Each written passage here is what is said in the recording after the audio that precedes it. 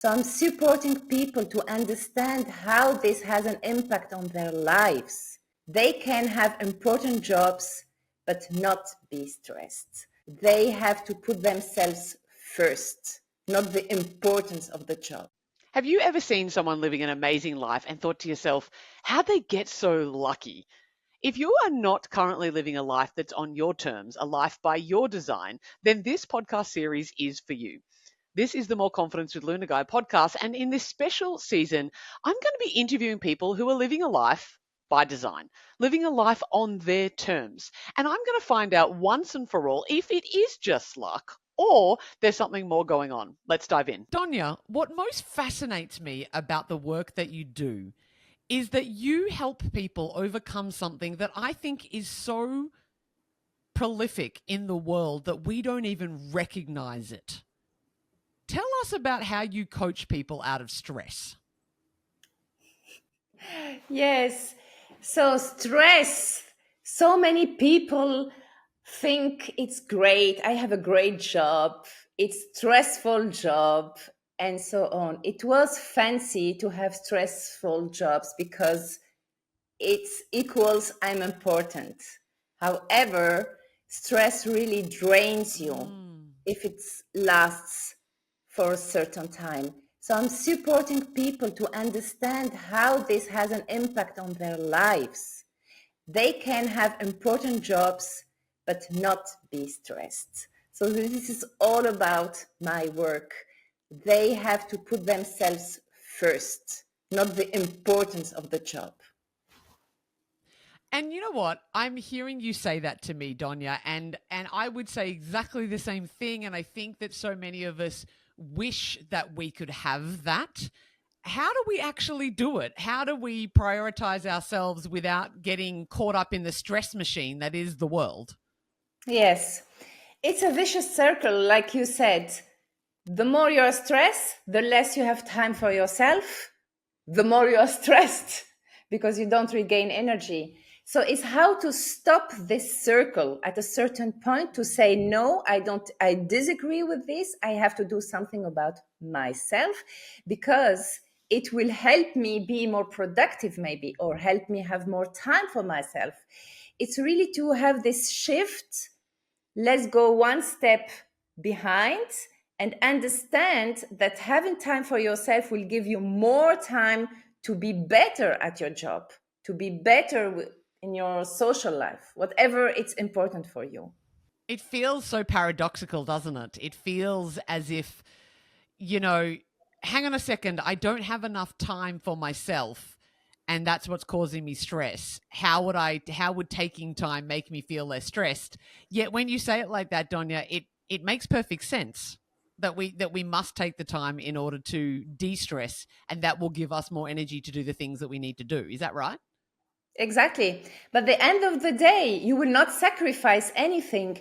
It's just that moment, or when you decide to take the time, because after everything will fold, you will have really time to work properly, concentrated, focused. You will have time to yourself, for your family, whatever is important for you. So how do you have to have that first kick where you decide you have to stop? Maybe it's counterintuitive for a lot of people to take time. But that 1 hour, 2 hours, 3 hours you took once will help you throughout the journey. I remember someone once saying to me that, to give yourself that 1 hour, 2 hours, 3 hours, say in a week, will actually buy you back. For every hour that you take in rest or in recovery or in recuperation or just relaxation, what you'll get in productivity is, threefold. Have you found that in your experience, that the more, Totally. to a certain extent, the more that we are restful? Yeah. Totally. I was reading this book on meditation and I never was able to meditate. Never. For me, it's like, how can I stay still for 10 minutes or so? And when I understood that those 10 minutes meditation, I will gain like 1 hour productivity on that day, I was doing it every day. So that small shift of perspective, oh, I will not do anything for 10 minutes, but I will gain 1 hour later. That shift is the most important. So I totally agree what you were saying. That 1 hour, 2 hours a week you will regain so much energy that you will be able to gain really that 3 hours of work later. Yeah, it actually it's investing. That taking that time is investing. As I was doing research for this podcast and for you coming on and hanging out with me here today, Donya, I I saw something that's really powerful, and I think that the audience really needs to hear it. You haven't been this like stress free individual your whole life, have you? Like, were you in a position where, like, what's your story? How did you come to be doing this? Yeah, I'm speaking about a place where I was this kind of person, never taking time for myself.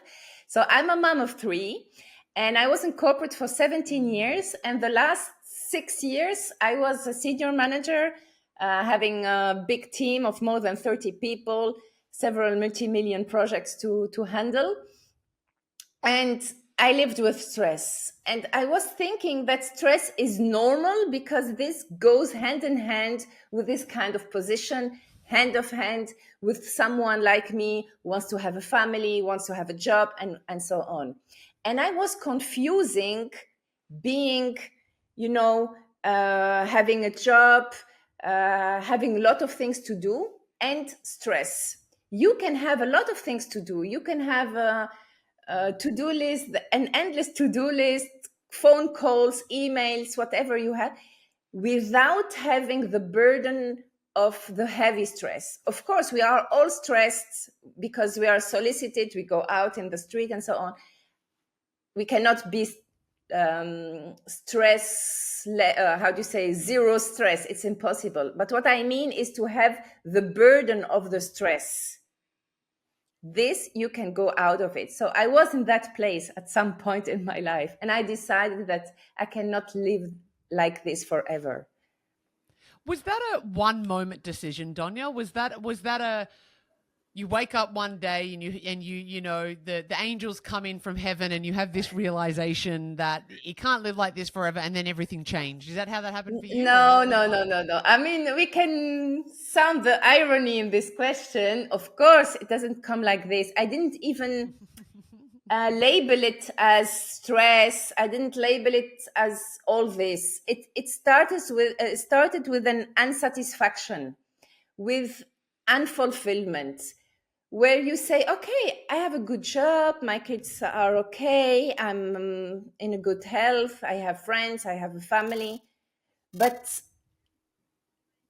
is this life what I really want to live? Do I have something else to give? Why I'm not happy with all the professional achievements?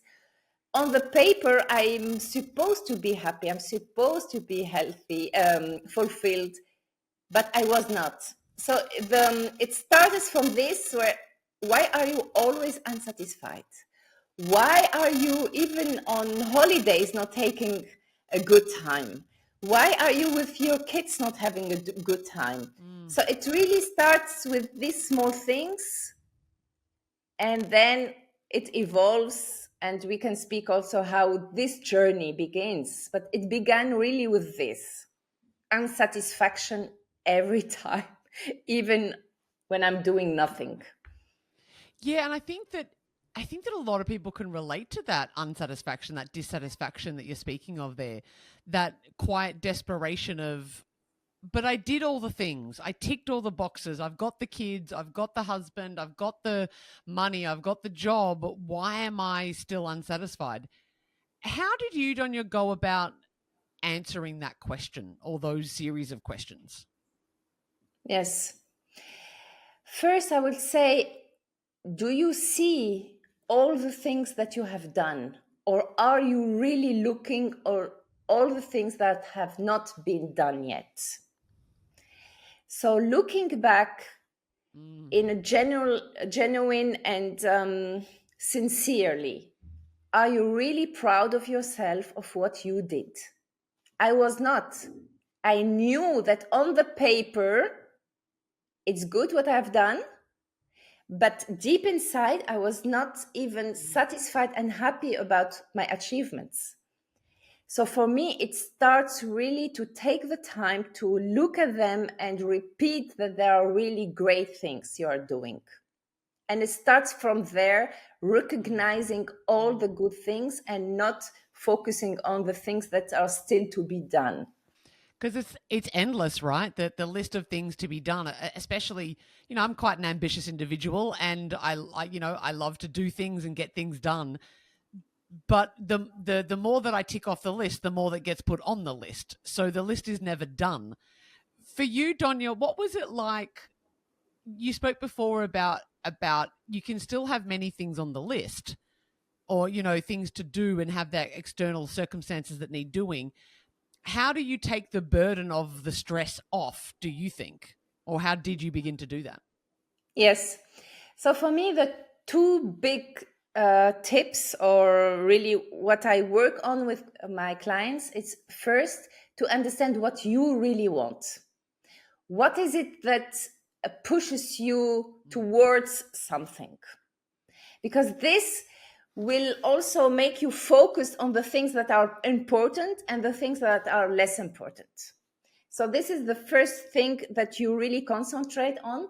And the second is to work only on the things that you have control of, control on, I think. So what do you have control on? For example, you have your supervisor, you have your colleague, you have your husband starting to scream, to do things, whatever.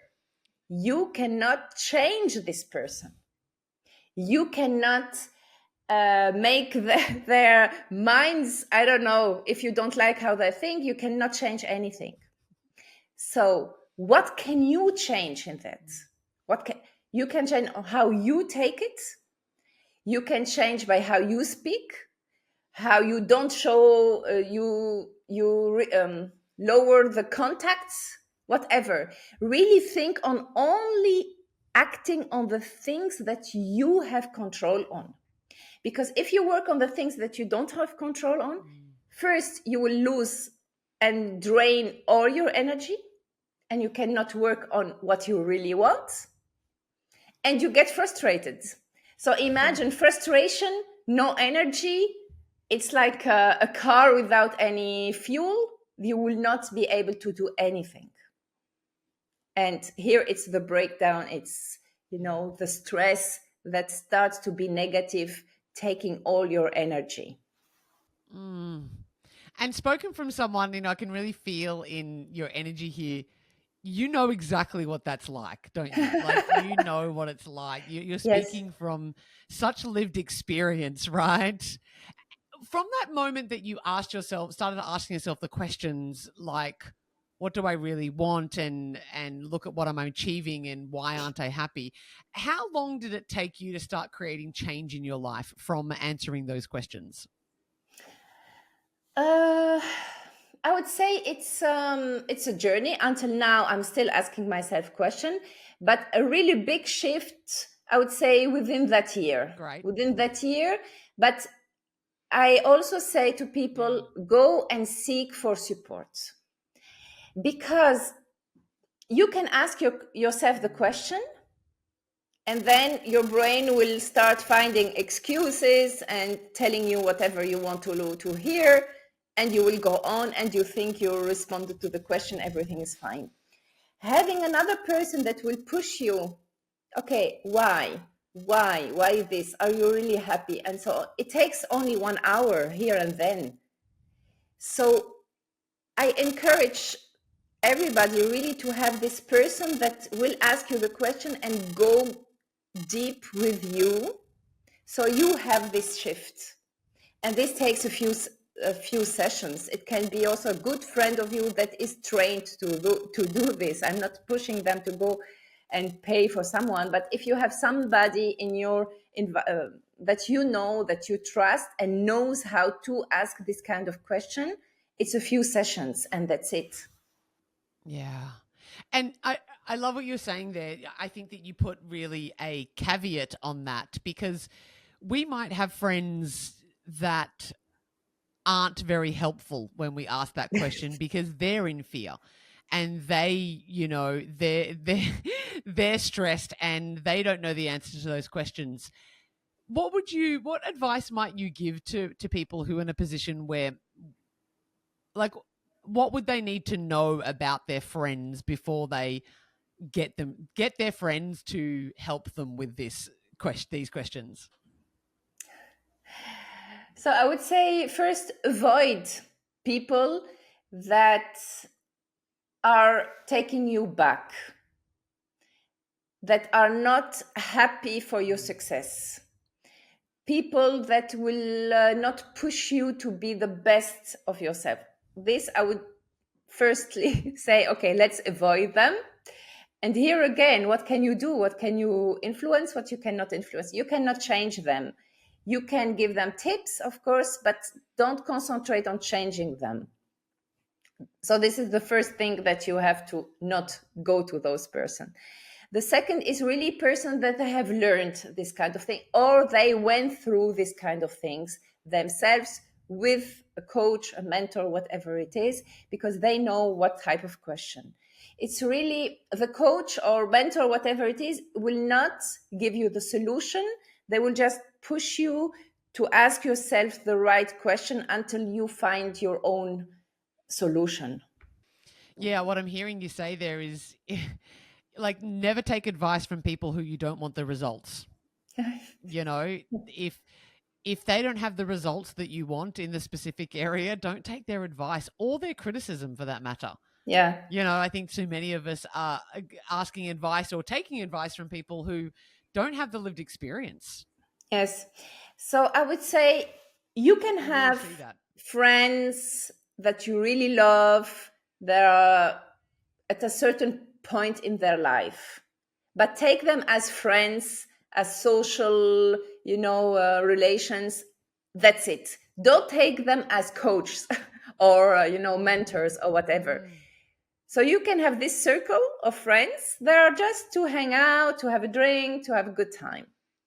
And then you can choose also Yeah. peers, that you don't that are not friends. You can have a group on Facebook, on wherever social media, that are at a higher level, let's say, in the advancement, and they can give you really good tips and tricks how to advance. This is one of the success that a lot of authors are saying. So to join peers in order to learn from them. They cannot be friends. It's okay. They have another purpose. Mm.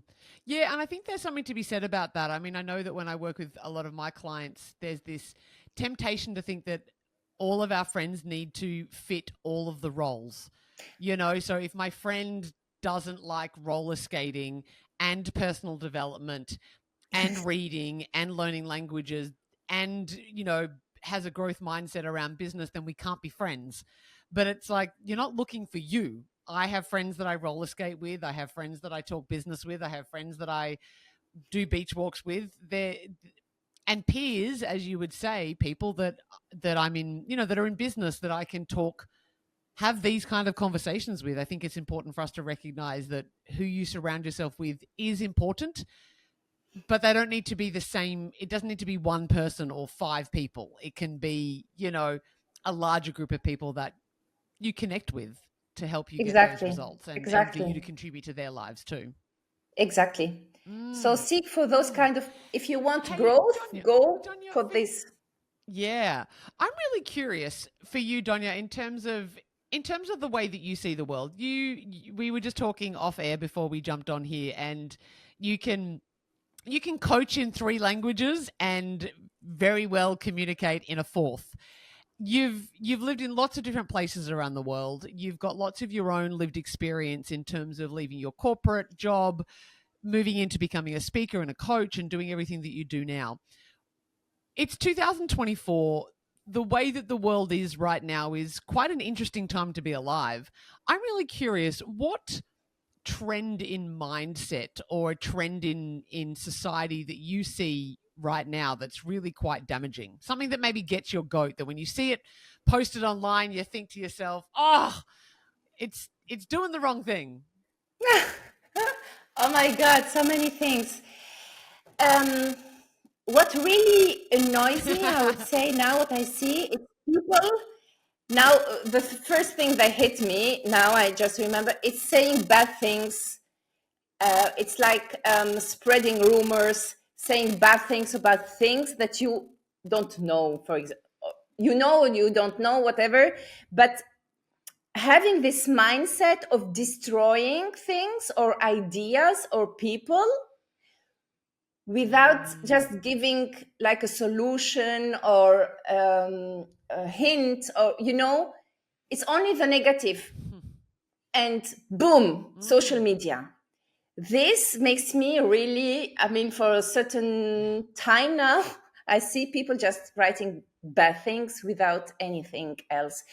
And what annoys me in this is not the person posting, but the trend is when it's negative, when it's not good, a lot of people jump there and a lot of people are curious.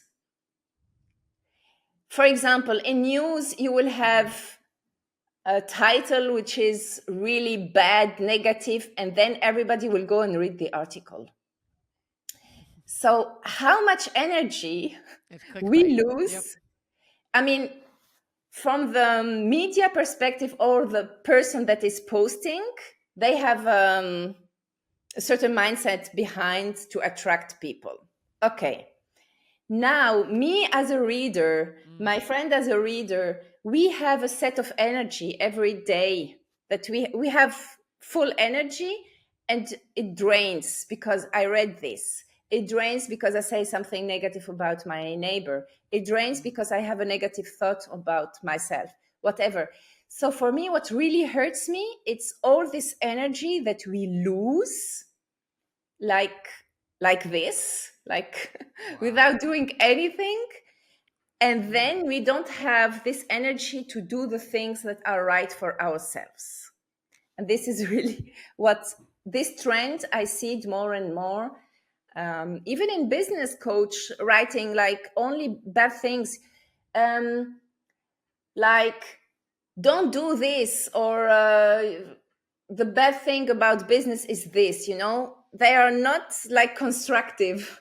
They're only very negative, and they make people really drain their energy. Yeah. And so then how do you deal with, I suppose, criticism in your life when you've received criticism, which I'm sure that you do, we all do at some point in our life? How do you handle those people who are like trolls, or the ones that are trying to cancel you, that kind of vibe? What do you do with that? Yes. So I have two things that I do, that I mean, you need to be really having a lot of tools to do that. So it took me time. But the first thing I ask, if it hurts me really deep, I say there's something not healed in me still that I need to heal. So, and I work on that. Why did this remark or this sentence hurt me? So I go deep and cancel, let's say, this effect on myself. This is the first thing. And the second is really to ignore not to go into responding and finding excuses to respond. So I really ignore, and I work on what is it inside me that got hurt. Yeah. Yeah. Do you ever find, that ignore piece, is there like, what's the difference between ignoring criticism that's unnecessary and taking on useful feedback, do you think? So I would say it depends on how it's said. I give you an example. Sometimes I had a conversation with a coach, but it was 2 years ago when I wanted to start my business. And he was telling me that because English is not my native language and I didn't seem confident enough, I needed to work with him. So this destroyed me. Okay. So at that point, I didn't have all the awareness to understand a lot of things about myself and so on. So this, for me, it's a Mm. criticism and not a feedback. Because feedback, he could just said it in another way. I suggest you to do this in order to tackle the language, for example. Mhm. Feedback has rules. Mm. You cannot Mm. just say, you are not native, you are not confident. This is a judgment and this is like a criticism. While when somebody tells you, okay, I think you can do some speaking lessons or have a coach showing you how to speak publicly. This will support you in your public speaking skills, for Mm. example. I take this as a feedback, thank you, so on. The other one is a criticism, and I have to not Yeah. ignore it in the sense of I don't care what he said, but then heal myself. Oh, how he hurt me with this sentence and this judgment. Yeah, yeah, and I think that's what I was getting at from that as well, Donya. Like, you know, when we get sometimes criticism is it's hurtful, but also can be helpful. Like the message that is in it. Maybe in this case, I don't know if it was true for you, but was there an element of truth to what he was saying? Do you think at the time? I don't think so because I can still. I Yeah, mean, love it. here it depends on your belief, your internal beliefs. At that time, I believed that I'm not good in English enough. I Mm, cannot coach in English. So he confirmed my beliefs, and it mm. destroyed me in this sense. Or okay, I will not do it. So it's really now. It doesn't mean that I'm not Wow. improving. So if he have said it in another way, I will still improve my English, still improve my confidence. But this, I will Mm, decide if I want to do it or not, or just jump there and be a coach, you know? And also, do you really want to yeah. take advice for somebody maybe that you don't want to be like this person? Is I'm reverting also to what you said earlier. If there's somebody telling you, oh, you should quit your Mm. husband or so on, while they don't have like a proper relationship that does not resonate with you, for example, will you take an advice for somebody like this, or the criticism Yeah. from somebody that you don't even resonate with the kind of life that they have? Yeah. And I think that's what and I so value you coming on the show today because, this is all about that the myth that gets thrown around of how'd you get so lucky, or you're living a good life, how'd you get so lucky? And I think that there's a lot of people in the stands, the spectators who are looking at the players on the field and criticizing them. And I think that those on the outside will criticize those that are doing. And those that are doing, you reached a point in your corporate career where you just realized that you were excelling, but not necessarily in alignment with your own desires and goals. For you to be in a stage where you were meeting all the expectations and accomplishing all the tasks, yet you hadn't stopped to ask yourself if there were achievements that you truly wanted, that takes a huge amount of courage to have that realization that sparked such a significant shift for you. And I really see you, Donya, in how you chose and probably continue to choose to step back and redefine your path, focusing on more on what you genuinely felt right for you. You now design your days around your own rules, guided by your intuition and a clear vision of where you want to go. Can you talk us through what that looks like in a day to day basis? Like, what does a day living life on Yes. your terms look like for you? And I want I mean, to also say it doesn't mean we are not ambitious and we have a big goal that we want to achieve. The difference is only how we are Mm. going to get there, how we enjoy the journey to achieve these big goals. So typically for me, I have Mm. milestones. So I know what I want to have in 2 years, in 1 year, and So she knows definitely what she wants in 2 years, in 1 year, in 6 months. And it's interesting when we think about that, like how clear are you on what you want? And for me personally, I don't do great with timelines. Just thought I would give everybody a bit of a contrasting here. I'm quite ambitious, and I have visions in my life of the kind of life that I'm continuing to create. Yet I don't necessarily have timelines on that. If you followed me on my podcast for a while on my social media, you would have the experience of knowing that I've been learning how to play the piano for about 5 years. And my goal for learning how to play the piano uh, is that in 10 years' time, I'll be pretty good at it. So I honestly believe that knowing what you want, as Donya was so saying, we've had some technical difficulties and she's dropped off for the moment. This is what happens when we're on the other side of the world from time to time. you know, what Donya was saying around knowing what she wants. And obviously she gets really clear on in 6 months, in 1 year, in 2 years, in 5 years. Have a think for yourself right now. Right now, just feel into, does putting timeline pressures on yourself feel good? Does it feel expansive? Does it open you up? Or does it shut you down? How do you feel when it's like, I'm going to be here in 12 months' time? And there is no right or wrong in this. And I want everybody to really understand this. It's about understanding you. This is about knowing where you are at and what is right for you. Some of you are sitting there going, I have no idea. I have no idea whether or not it feels good or it doesn't feel good. What's important is not that you understand the answers right now, but that you start to ask yourself the questions. You start to ask yourself the questions around, well, how do I operate?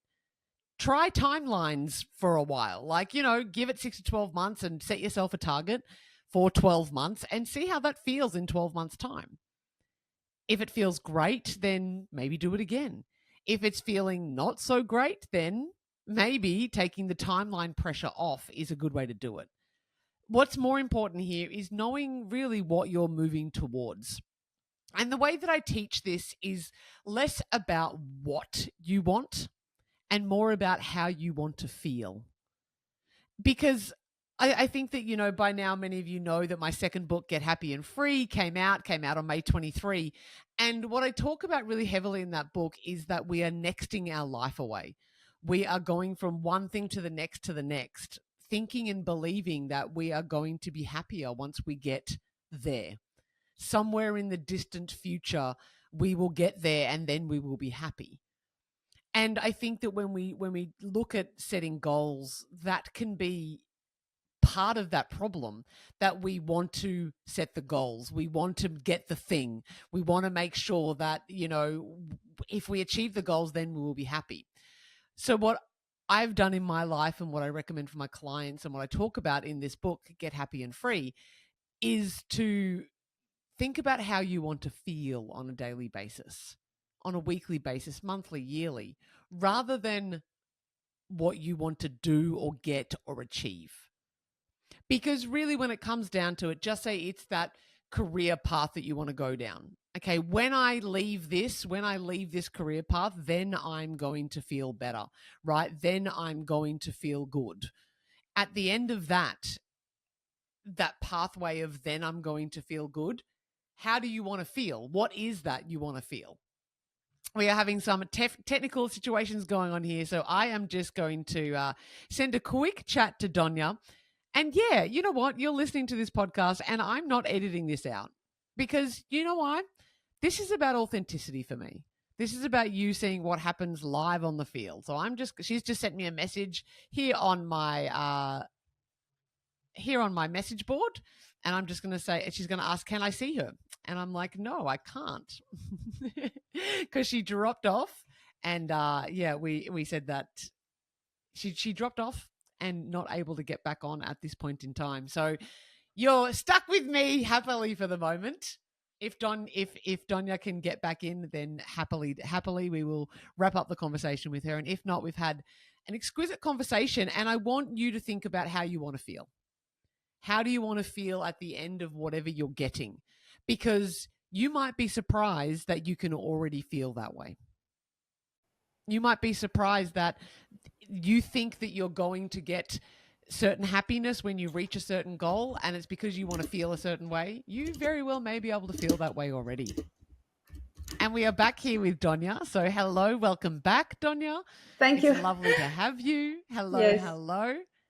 I've just Thank you. been having a Sorry. conversation with the audience here. Yeah, Yeah, I've just been having a I was hearing you very well, so it's very strange. So yeah, this is how it is. So this is an this is the example, ether. but this is a really typical example. Can I do something about it? No. So why stress? Right. I dropped off, I dropped in, dropped off, and in. So I cannot do anything about it. So there's no point to stress. I love that you've said that, Donya. And you may have heard I had said the same thing. I'm like, look, I don't know if Donya's coming back. I don't know if she's here or she's not. This is technology. I could sit there and freak out and say, I've got a podcast recording and I'm gonna have to edit it out. But such is life. How can we handle things with grace? Yes. That's what tips would you give to the audience for that? How do we deal with the stresses of life with more grace and ease? I always have the image of me being a tank of energy. And I need that energy to go to my why, to go to my future goals, to take care of my family, to Yeah. take care of the real job that I need to do. Mm-hmm. Do I really want to lose it for a criticism? Do I really want to use it for now stressing because of the podcast that I was dropped out? No. So I really think, oh my God, I Yeah. don't want to have this leakage of energy. I keep it to myself because I have more important things to do. Train yourself by doing it. I mean, it looks like easy and silly, but try it. Don't lose your energy for things that are not serving you. Yes. Yes. I thank you for saying that. Really, Donya, thank you for bringing that to everybody's consciousness today, because it reminds me of that saying, don't sweat the small stuff. But I think that misses a lot. I think that you sort of going, we only have certain amount of energy units in a day. We only have so much energy that we can give to anything. If you and I just now stressed out and freaked out about said podcast, we don't have enough energy for the things that really matter. Yes, So we exactly. may as well, it's not an infinite resource. So let's use it wisely while we have it on any given day. Exactly. Use it wisely. Perfect. And then Donya, whereabouts in the world are you based? I'm in Tunisia, North Africa. Yeah, finish that sentence. I just want to say, Tunisia, North use Africa. it, Would you look use at it that? wisely, and refill it. Don't forget to refill. Refill it. How do you refill it? So I refill it with sports. So you have the physical part that you have to refill. So it can be sports, walking, I don't know, dancing, whatever, physical movement you like to do. And then refill it like mentally. Do stop working and thinking about work. Really shut off your brain. Half an hour, don't go on social media, whatever. Really have this moment where you also refill your mental energy and then refill it. In my case, I like to read books, for example, self-development books, or to hear to audio. And the third is also emotionally. Refill emotionally your tank. It can be with sitting with yourself, doing some self-care, being with the kids, your family, whatever it's right for you, your dog, your cat, something that horses, something that refills you emotionally. So on the three, refill the three. Emotionally, physically, and mentally refill. because the energy needs to be refilled, much like filling up at the petrol station for our cars, right? Yes. How many times do you sleep the whole night and wake up in the morning exhausted? So it's really proves that physical rest is not enough. You need to refill also emotionally, mentally, also spiritually, if you're somebody that is really into these things, religiously, whatever it's right for you. So don't ignore this part, because you can sleep the whole night and wake in the morning exhausted still. Yes, that's right. Yeah. Because your soul's tired, it's that deeper level. That's that, like, coming back to that question that you ask yourself, am I like, hang on, I'm not happy. So what am I doing all this for? It's been such a pleasure having you here, Donya. I know that, you now realize the importance of professionalism while maintaining personal well-being, which is something that the world needs at large. Since leaving your corporate job, you've become a speaker, a coach, and a trainer dedicated to supporting busy professionals, reduce stress, gain clarity, be more efficient, and achieve life harmony. How do we work with you? Where do we find you? I'm on LinkedIn and Facebook with the same name, just written here. And I would be happy to exchange with you, whatever is the question. And yeah, keep in touch. Fantastic. So, one last thing. If you could describe living life on your terms in just 5 words, Donya, what would they be? Dream big. No, dream big. Fulfillment. That can be one if you like. Okay. Dream bigger, huh? So, intuition. Really follow what your heart is telling you. Path. Imagine your path, but don't get stuck to it. You can change. Flexibility and fun.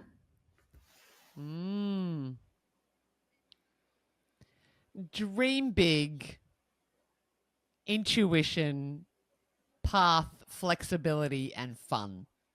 Yes. How fantastic. Thank you, Donya.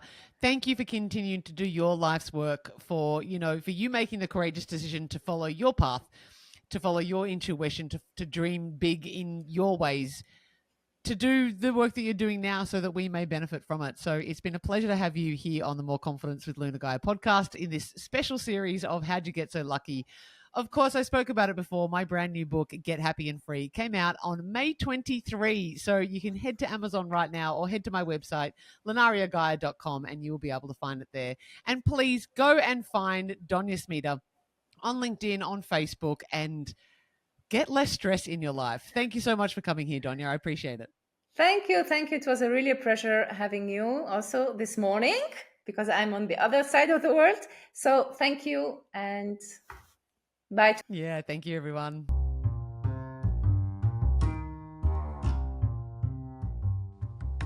Thank you so much for listening to the More Confidence with Luna Gaia podcast. I hope you feel more confident, more self-assured, and ready to go tackle the world's problems and maybe kick ass in some of your dreams. If you haven't already, I would love for you to like and subscribe, follow, and maybe leave a review so that other people know how to find this awesome podcast too. If you're wanting to sink your teeth into something even more juicy, my #1 best-selling book, Perfectly Imperfect, Your Complete Guide to Loving Yourself and Loving Your Body, is now available on all good bookstore sites, both in print, digital, and I narrated it for Audible as well. If you think that coaching or maybe one of my courses is for you, why not head to www.moreconfidence.com.au and get in touch and see if we can talk. And of course, you can find me all across the social medias. That's Facebook, Instagram, TikTok, Twitter, YouTube, which is where you're probably listening now, or maybe even here on the podcast platform. Sending you big love and wishing you a beautiful day.